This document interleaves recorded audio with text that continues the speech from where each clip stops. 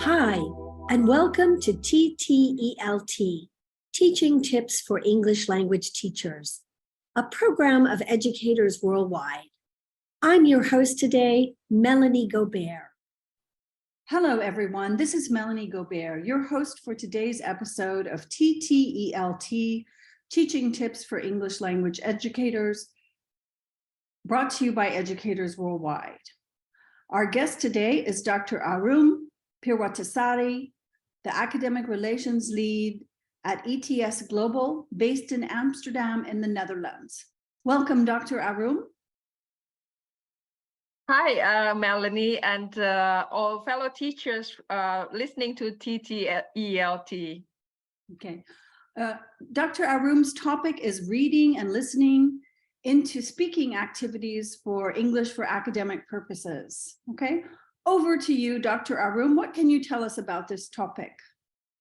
So I think it's good to start and realize that teaching English as a second language is really rewarding and challenging careers that actually requires a lot of skills and knowledge. However, when we are talking about teaching English for academic purposes, we as teachers also need to consider some specific needs and expectations from our students related to their academic disciplines.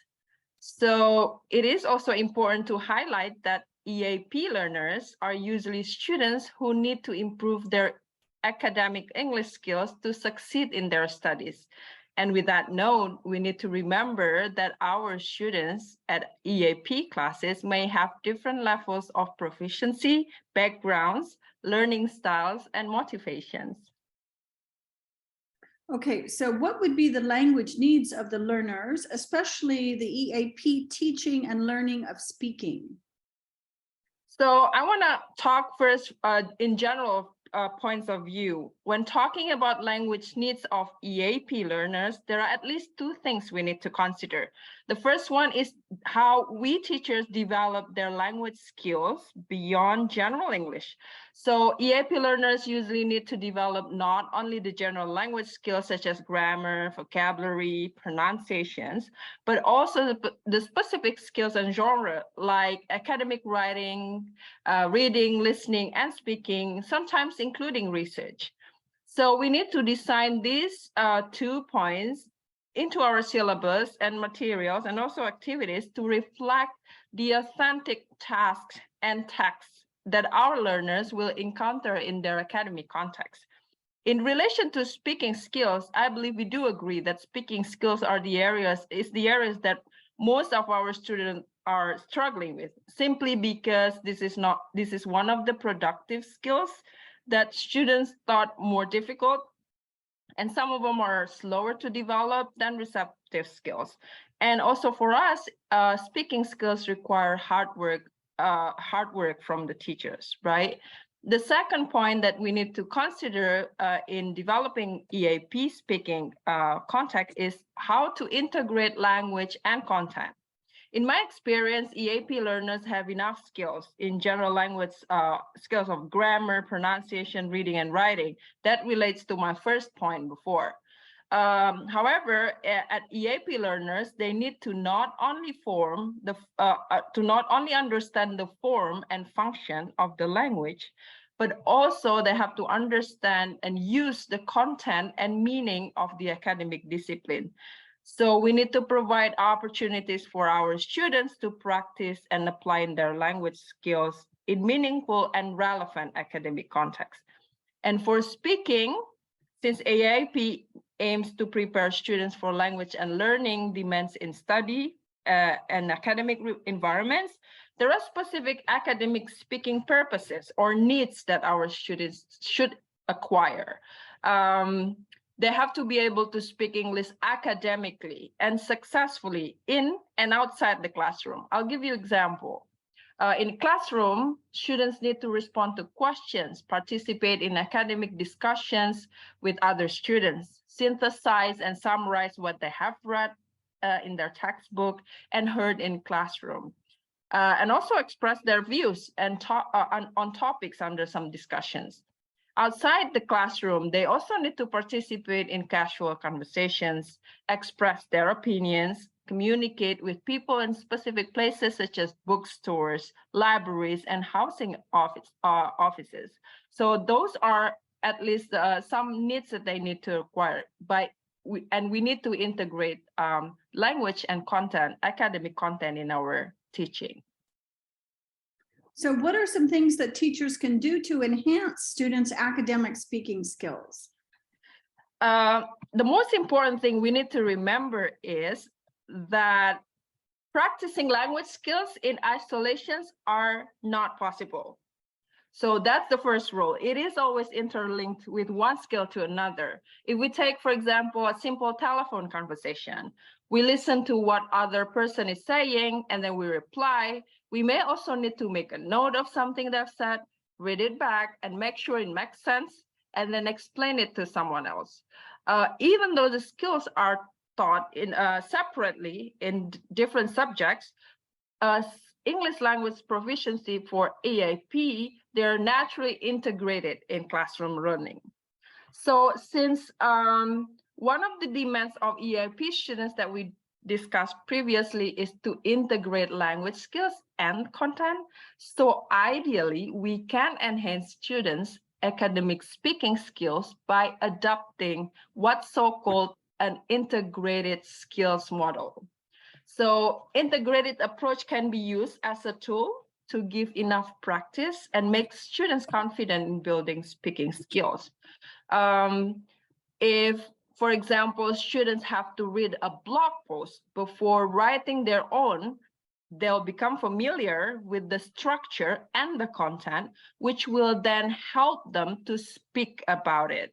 So in general, integrated speaking skill can be done by pairing thematic academic materials with related video lectures or textbook to which students then will respond in debates, discussions, presentation, in groups or individuals. So what are some classroom strategies for integrated speaking task? Integrated speaking task can be combined with reading, listening, and of course, speaking skills, right? Students may also need to listen and respond orally, or to listen, read, and then respond orally. So one of the strategies that we can share to our students is the note-taking skills. Whether it's taking notes from lectures or from reading, note-taking has been shown to improve student learning. So many note-taking skills that we know already. Probably some of you who are listening to this can also introduce to your students, be it the keyword method, for example, the charting method, the outlining method, the Cornell method, and so many more. We can introduce one of them or some of the different methods of note-taking and ask our students to practice those skills. So regularly practicing the note-taking skill is really important in grasping important some points, and then we can also include it in our classroom.